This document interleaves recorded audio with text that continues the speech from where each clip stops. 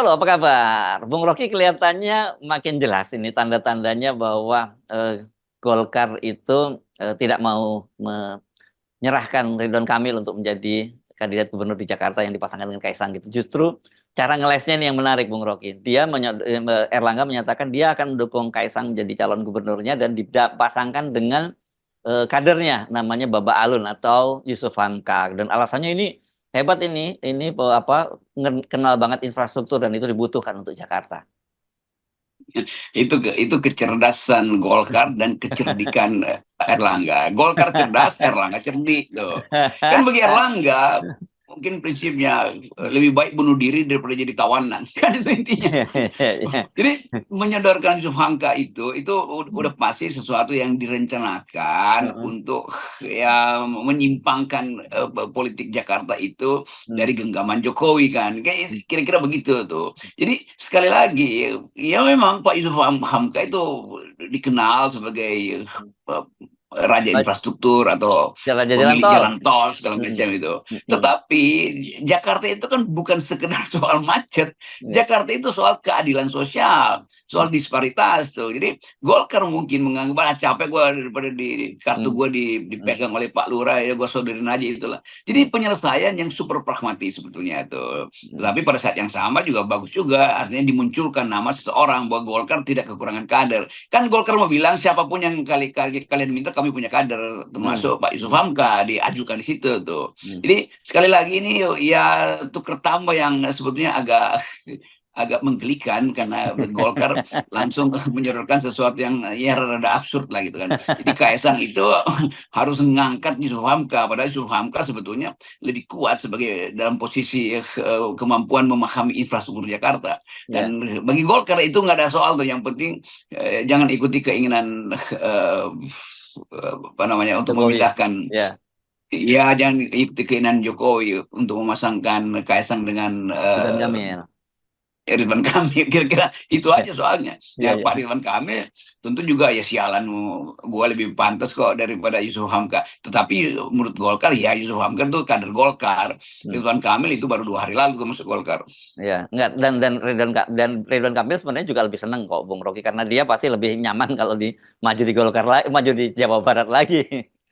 Iya, bagi Ridwan Kamil ya itu ada di situ senang juga. Tapi ya sebagai orang yang punya ambisi untuk jadi presiden, tentu Ridwan Kamil ingin diuji langsung di Hmm. Jakarta. Hmm. Tetapi udahlah, itu bagi kita itu perspektif Golkar itu upaya untuk menyimpangkan Ya, peluru yang ditembakkan pada dia tuh oleh ya. Jokowi.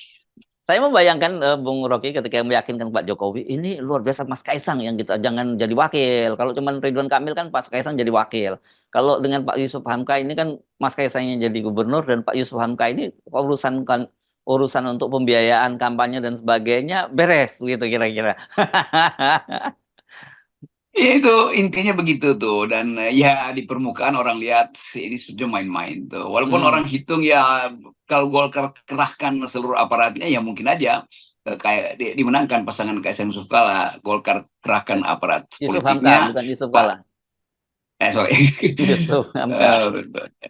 Eh, Pak Yusuf Golkar kerahkan aparat politiknya, Pak Yusuf Hamka keluarkan aparat korporasinya itu selesai Hmm. masalah tuh. Tapi sekali lagi makin lama orang melihat bahwa Kaisang itu ada liability, ditaruh dimanapun Hmm. dia akan gagal tuh. Bahkan ditaruh di tempat yang diinginkan itu misalnya Semarang itu pasti gagal. Jadi Golkar juga melihat potensi gagal, yang mending udah gagalin sekalian aja dengan memasangkan secara agak bercanda-bercandaan.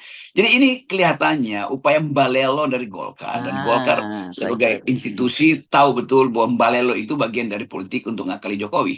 Ya, ya. Nah, itu saya kira yang paling paling tepat ya. Sedikit-sedikit mulai mulai di apa mulai balelo. Kalau kayak di Sumatera Utara sudahlah, nggak terlampau strategis, dia pasti akan lepas. Oke, Bobby dukung, nggak apa-apa gitu ya. Sekarang malah super koalisi di sana gitu.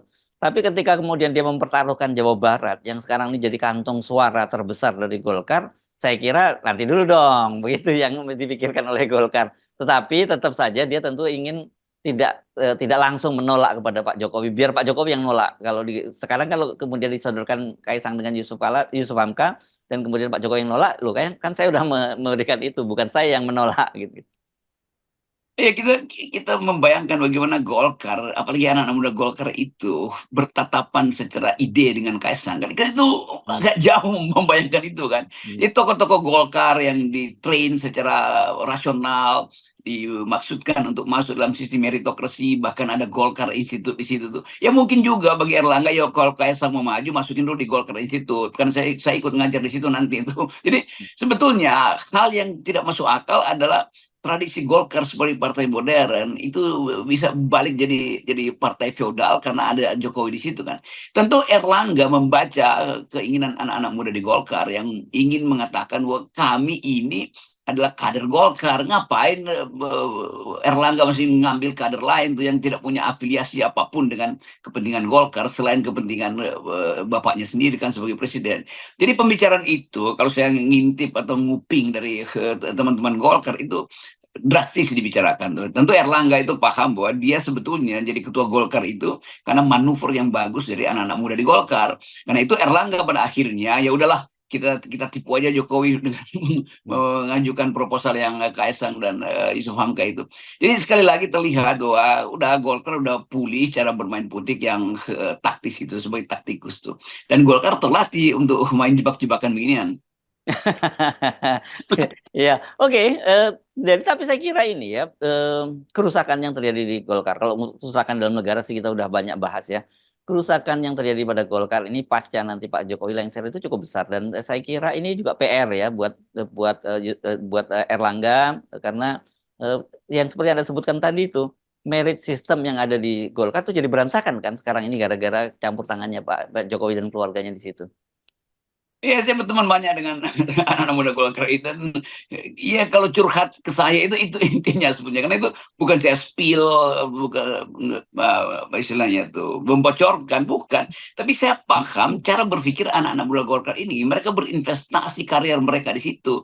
Mereka menjadi politisi dengan sistem teknokrasi, dengan meritokrasi yang sempurna tuh. Tiba-tiba kok jadi feodal di situ. Oh, ini ada Mas Kaisang gini. Itu nggak ada tradisi Golkar begitu. Saya Hmm. paham itu. Di partai lain mungkin begitu. Karena mereka tetap melihat ini adalah unsur aneh yang diajukan hanya karena kepentingan pengendalian politik akibat beberapa tokoh Golkar bermasalah mungkin secara kriminal. Tetapi etik Golkar itu ketat bahwa apa yang diputuskan di partai itu yang mesti dijalankan tuh. Nah, ketua partai memang ada sedikit kecanggungan karena dia ada dalam kabinet Pak Jokowi dan setiap menteri yang ada di kabinet Pak Jokowi pasti ada aja kasus kecil maupun besar di situ kan. Jadi itu aja tawanannya. Tapi saya ingin Golkar balik pada janji dia buat jadi partai modern, bukan partai yang mangut-mangut lalu disulap dengan isu palsu elektabilitas, isu tentang potensi sprint di keluar pada tokoh Golkar. Ngapain peduli itu? Jadi tetap Golkar pulihkan watakmu sebagai partai modern tuh. Dan hanya itu yang bisa membuat Erlangga itu betul-betul jadi Erlangga, bukan jadi air mineral.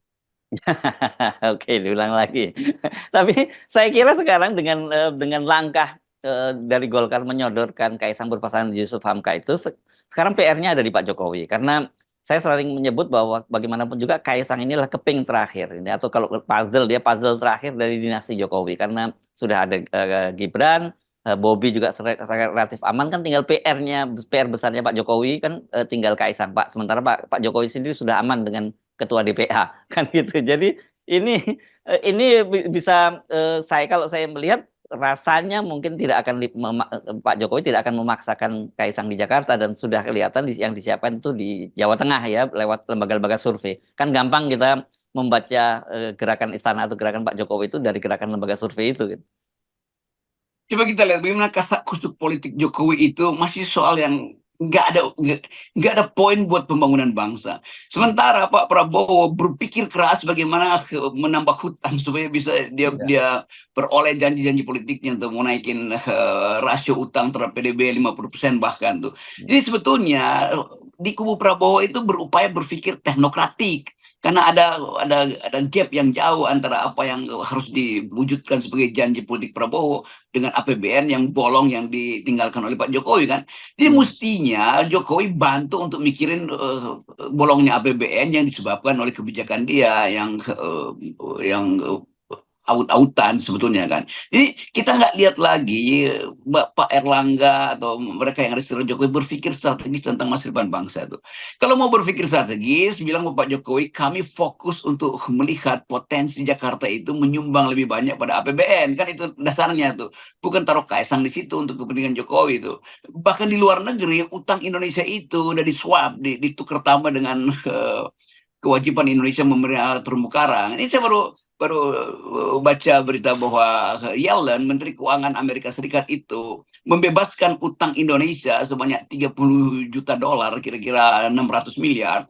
Tapi Indonesia harus merawat terumbu karang. Kan itu bagus betul kan, bahwa Indonesia akhirnya bisa deal supaya kita rawat terumbu karang, bebaskan dong utang-utang kita tuh. Dan itu yang mestinya fokus tuh. Nggak ada isu lain soal isu pemanasan global, lingkungan. Nah kalau misalnya Jakarta dipimpin oleh Kaisang, mestinya Kaisang berpikir bagaimana menyodorkan lebih awal konsep supaya Jakarta itu bisa ditukar tambahkan terumbu karang di Jakarta dengan utang luar negeri.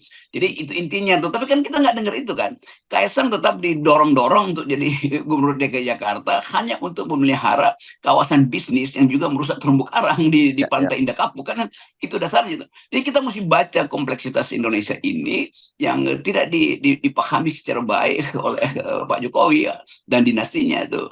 Jadi kepentingan Jokowi hanya ingin menguasai Jakarta di wilayah bisnis. Kenapa? Ya karena Jokowi yang membuat Pantai Indah Kapuk itu sebagai PSN, proyek strategis nasional, yang ternyata itu di Bali itu ada rencana penguasaan lahan yang dibongkar oleh Said Didu. Jadi sebetulnya itu isu nasional, bukan sekedar tukar tambah ini wali kota bermutu, yang sana bakal jadi gubernur Jakarta. Jokowi nggak paham lagi bahwa Indonesia ini harus diselamatkan dengan cara yang pakai otak, pakai akal, bukan dengan peras memeras politik. Yes, oke. Baik, terima kasih, Bung Rocky. Ya, kita sekali lagi kita bikin analisis ini bukan untuk sentimen, tapi untuk negeri supaya ada pikiran alternatif. Yes, oke, mantap, Bung Rocky. Oke. Yes. Yes.